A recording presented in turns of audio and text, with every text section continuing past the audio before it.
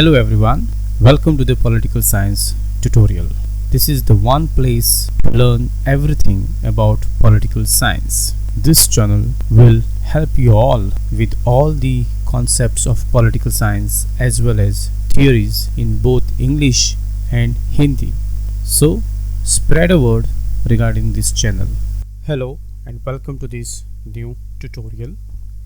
This is the fifth part of understanding the crown rule in India, and before this we have spoken about four various acts which Britishers have introduced in India in order to rule and govern India, and the link to these tutorials you will find in the description box below as well as on I button on top.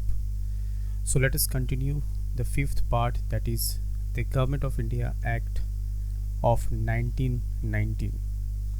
आप सबका स्वागत है इस पांचवें part में of crown rule in India, और इसके पहले हमने 4 ट्यूटोरियल ऑलरेडी अपलोड किए हैं, उनके लिंक आपको डिस्क्रिप्शन बॉक्स में मिल जाएंगे। तो फिर चलिए शुरू करते हैं government of India act of 1919। So on August 27, 1917, the British government declares for the first time that its objective was to gradual introduction of responsible government in India, and thus the Government of India Act 1919 was enacted, which eventually came into force in 1921. So in 1919 the British government introduced this new act, and the entire objective of this new act was to introduce responsible government in India in order to rule India and in order to carry out all the administration or administrative responsibilities. And by doing so, eventually this act came into force in 1921. 1919 में British सरकार ने और एक act introduce किया भारत में, और इस act को government of India act of 1919 के नाम से जाना जाता है। और ये एक्ट के अनुसार वो एक रिस्पॉन्सिबल गवर्नमेंट को इंट्रोड्यूस करना चाहते थे इंडिया में, ताकि वो रिस्पॉन्सिबिलिटी के साथ इंडिया का एडमिनिस्ट्रेशन करे, इंडिया को गवर्न करे। और जब ये कानून को इंट्रोड्यूस किया, इवेंचुअली ये 1921 में जाके इन्फोर्स हो गया, मतलब ये 1921 में उसको लागू कर दिया। So this is in short about what government of India act of 1919 is. Now we will talk about various features, and these features will help us to understand what exactly the Government of India Act of 1919 was all about. So let us begin and understand the features of Government of India Act of 1919. The first feature talks about that it relaxed the central control over the provinces by demarcating and separating the central and provincial subject. And with this, the central and provincial legislature were authorized to make laws on their respective list of subject. However, the structure of government continued to be centralized and unitary. Now, the first very important feature which played a very important role under this Act of 1919 is that for the first time they decided to relax the central control over the provinces. Now, earlier we have seen that all these provinces, whether it's a Bombay presidencies, Bengal presidencies, Madras presidencies, or even other provinces, all these presidencies या फिर provinces, they had a direct control by the central, and central would control them directly or indirectly, and therefore these presidencies will have some limited role to play. Now, under this Act of 1919, they finally decided to give away their control, and they allowed both the central and provincial legislatures to make their own laws according to their respective list of the subject. That means they now allowed both central as well as provincial legislature authorities to make whatever kinds of laws they need. Again, all these laws has to be enacted according to the list of the subjects which are being shared by both central legislature as well as provincial legislature. So this is how for the first time under this act they decided to give away certain rights, certain authority to provincial legislature, and they somehow managed to work in coordination. Now again here we need to understand that the final control of the structure was still with the central. That means still central is still a powerful authority, although the powers have been given to the provincial legislatures authorities. Having said this, central still continues to control the larger picture of entire India. सबसे पहला जो feature आता है यहाँ पर कि इस act के तहत पहली बार ब्रिटिश सरकार ने ये डिसीजन लिया कि सेंट्रल अभी जो प्रोविंशियल लेजिस्लेचर अथॉरिटीज़ हैं उनके ऊपर कंट्रोल नहीं करेगा। उन्होंने एक डिमार्केशन किया, एक सेपरेट किया सेंट्रल को और प्रोविंशियल सब्जेक्ट्स को, और इसके तहत प्रोविंशियल लेजिस्लेचर जो है वो अभी खुद अपना कानून बना सकते हैं। और अगेन ये जो कानून बनाएंगे, ये जो लॉज बनाएंगे वो अकॉर्डिंग टू द सब्जेक्ट्स जो डिवाइड किए हैं सेंट्रल और स्टेट के बीच में, उसी के चलते वो अपना कानून बनाएंगे। भले स्टेट प्रोविंशियल लेजिस्लेचर्स को उनको थोड़ा अधिकार मिला, थोड़ा पावर मिला लॉज बनाने का, लेकिन जो पूरा जो स्ट्रक्चर है वो अभी भी सेंट्रलाइज स्ट्रक्चर है, वो अभी भी यूनिटरी स्ट्रक्चर है, जहाँ पर central still has the control over entire administration. So this is the first feature of Act of 1919. Moving on to point number 2, it further divide the provincial subject into two parts, transferred and reserved.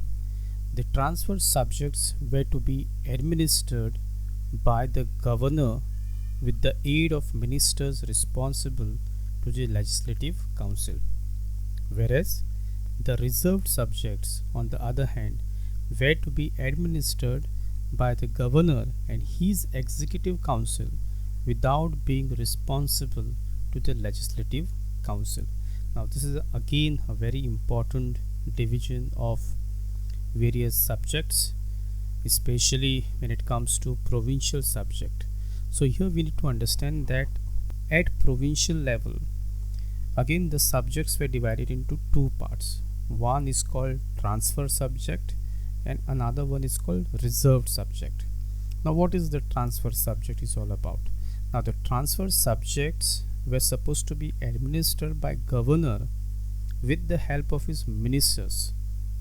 As we have already studied that even there are nominated ministers at provincial level as well as at central level, and here at a provincial legislature level, governor have his own ministers, and these ministers will give their advices.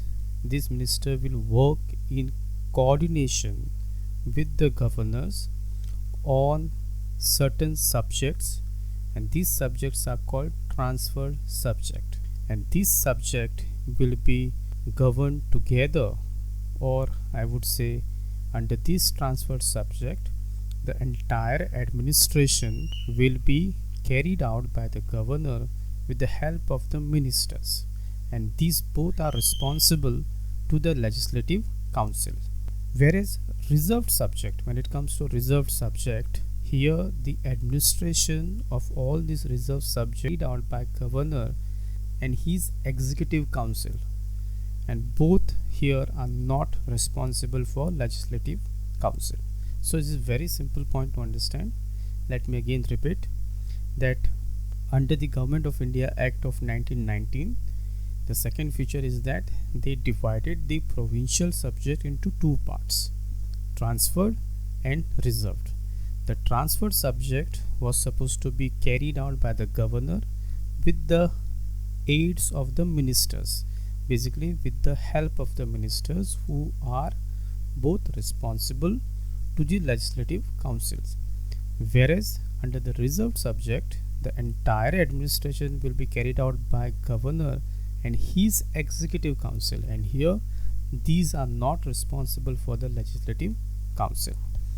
दूसरा जो बहुत महत्वपूर्ण point है government of India act of 1919 का, कि यहाँ पर उन्होंने जो प्रोविंशियल सब्जेक्ट है उनको दो हिस्सों में बांट दिए। एक को ट्रांसफर्ड कहते हैं, दूसरे को रिजर्व कहते हैं। अब ट्रांसफ़र सब्जेक्ट जो है वो सब्जेक्ट गवर्नर और उसके जो मंत्री रहेंगे, बेसिकली जो मंत्री है वो गवर्नर को अपना ओपिनियन देंगे ऑन वेरियस इश्यूज़, और ये दोनों मिलकर अंडर ट्रांसफ़र ऑफ सब्जेक्ट को कैरी आउट करेंगे, और उनकी जो रिस्पॉन्सिबिलिटी रहेगी वो लेजिस्लेटिव काउंसिल की तरफ रहेगी। जबकि रिजर्व्ड सब्जेक्ट जो है वो गवर्नर और उसके एग्जीक्यूटिव काउंसिल दोनों मिलकर एडमिनिस्टर करेंगे, लेकिन इनकी जो रिस्पॉन्सिबिलिटी है वो लेजिस्लेटिव काउंसिल की तरफ नहीं है। सो this is in short what the second most important feature of Government of India Act of 1919 is all about. Moving on to the third very important point, it introduced for the first time bicameralism and a direct election in the country. Thus, the Indian Legislative Council was replaced by a bicameral legislature consisting of an upper house and the lower house. Now we have to understand here that this is the same pattern even today we have, and this pattern of bicameralism or this system of bicameralism was introduced for the first time by British in India under the Government of India Act in 1919, and here they abolish basically the Indian Legislative Council, which was there for a long time, and in place of Indian Legislative Council now we are going to have bicameral legislature. And this bicameral legislature will consist of two houses. One is upper house, which would be called as Council of State, and the lower house, which would be called as Legislative Assembly. It is exactly like today what we have Rajya Sabha and Lok Sabha.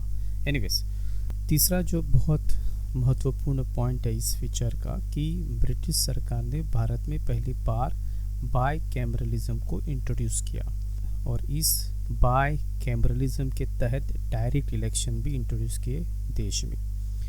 पहले हमारे पास Indian legislative council था जो बहुत important body रही है। अभी ये by cameralism आने के बाद उसको उठाया गया और बाई कैमरल को स्थापित किया। जो बाई कैमरल लेजिस्लेचर रहेंगे वो दो हिस्सों में रहेंगे। एक रहेगा अपर हाउस, उसको काउंसिल ऑफ स्टेट भी कहा जाता है, और दूसरा रहेगा लोअर हाउस, जिसको लेजिस्लेटिव असेंबली भी कहा जाता है। ये वही सिस्टम है जो आज हमारे देश में है, जिसको हम अपर हाउस मतलब राज्यसभा के नाम से जानते हैं, और लोअर हाउस मतलब लोकसभा के नाम से भी जाने जाता है। तो ये जो सिस्टम है वो ब्रिटिश ने पहली बार भारत में इंट्रोड्यूस किया under the government of India act of 1919 में, और उसके तहत आगे भी ये बहुत काम आता रहा। सो this is the third very important feature which introduced in India something called bicameralism.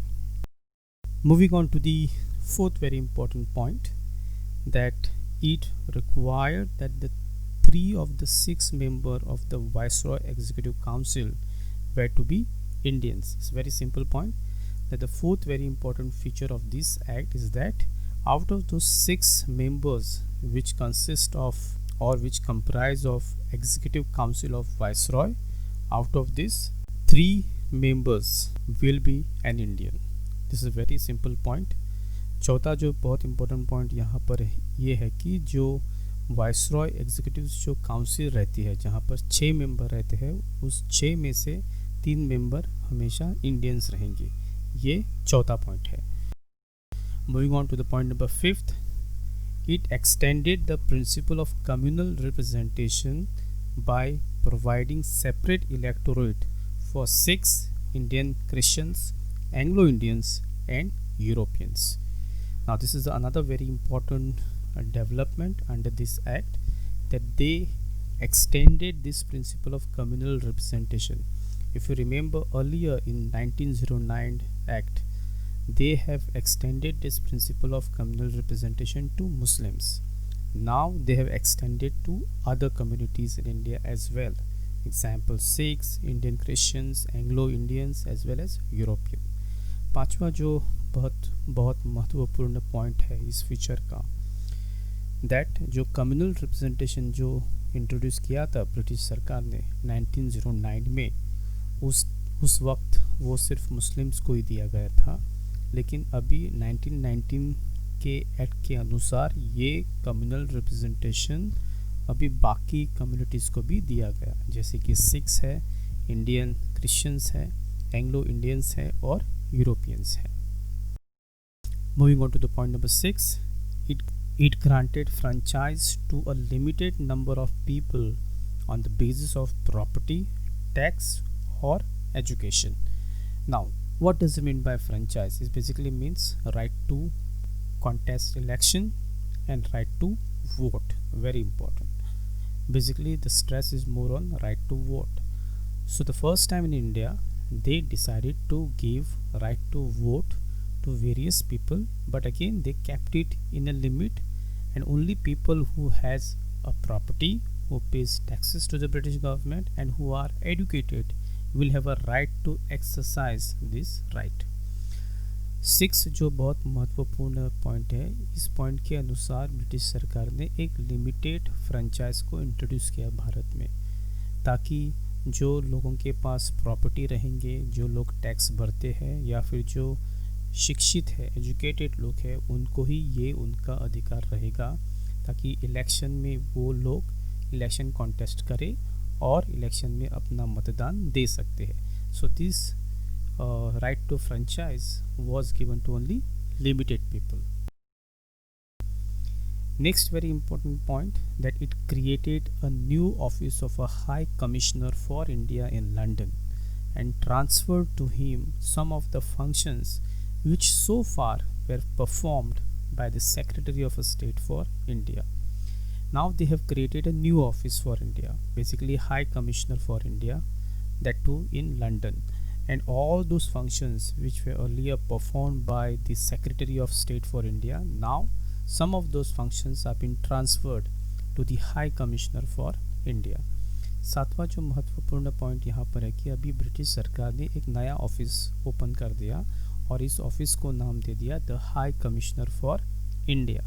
और जो सारे जो उसके फंक्शंस थे, मतलब पहले ये सारे functions secretary of state for India करते थे, अभी कुछ उसके फंक्शन उन्होंने the high commissioner of India को भी दे दिए लंदन में. सो ये नया ऑफिस ऐड हो गया इस 1919 के तहत. Next very important point, it provided for the establishment of a public service commission. Now this is very important point, and hence a central public service commission was set up in 1926 for recruiting civil servant. Now this is another very important milestone which happened under the Government of India Act 1919, that British government decided to set up a public service commission in India so that they recruit Indians for this civil servant job, and this was set up way back in 1926.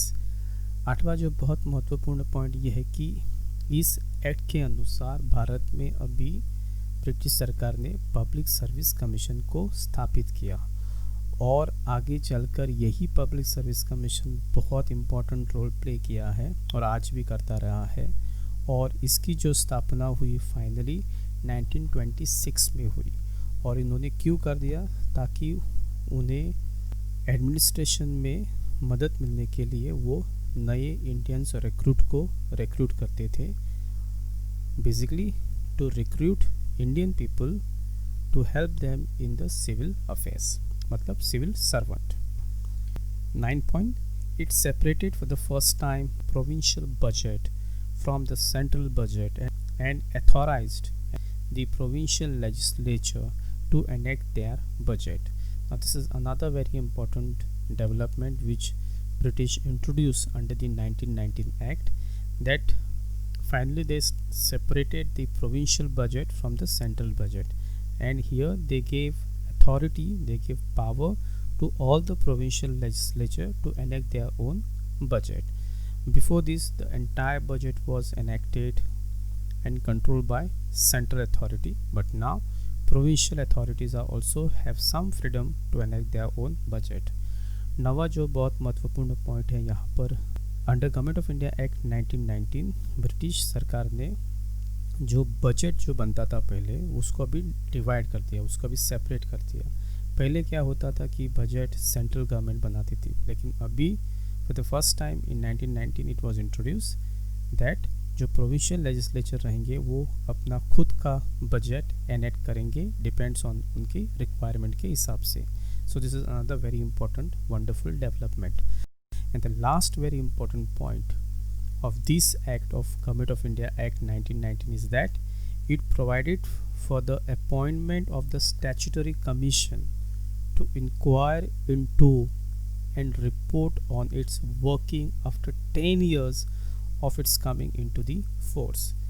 That means this act also said that there would be a statutory committee, and what the statutory committee would do, this statutory committee will work, they will do inquiry into the reports and functioning and the working of this act. And after 10 years from now, that means this act was introduced in 1919, that means in 1929, 10 years down the line, this statutory committee will study this all act. This statutory committee will go through the functioning of this act, whether this act has worked on the ground, what are their findings, what are the inquiries, and then after 10 years they will submit their report back to the British government.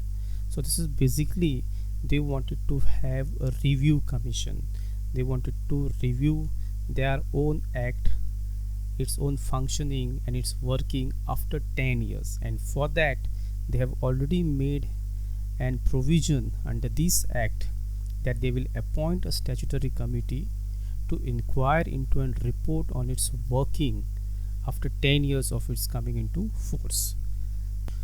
अंत में जो बहुत important point यहाँ पर ये है कि British सरकार ने एक स्टैट्यूटरी कमेटी का भी ऐलान कर दिया। ये जो स्टैट्यूटरी कमीशन जो बनेगा वो इस कानून को स्टडी करेगा, इस कानून का जो एग्जीक्यूशन है वो देखेगा, उसके ऊपर रिपोर्ट करेगा कि ये कानून कैसे काम किया है, और 10 साल के बाद, मतलब आज ये 1919 में इंट्रोड्यूस हुआ है, दैट मीन्स इन 1929 में ये स्टैट्यूटरी कमीशन इस एक्ट के ऊपर अपनी स्टडी ब्रिटिश सरकार के सामने रखेगा, and then they will decide whether this act has managed to introduce the responsible government in India or not. So this is all about the 10 most important features of Government of India Act of 1919. So I hope you have understood the Government of India Act of 1919, and I will see you soon in next tutorial. And in next tutorial we will talk about Government of India Act of 1935. Till then, take care.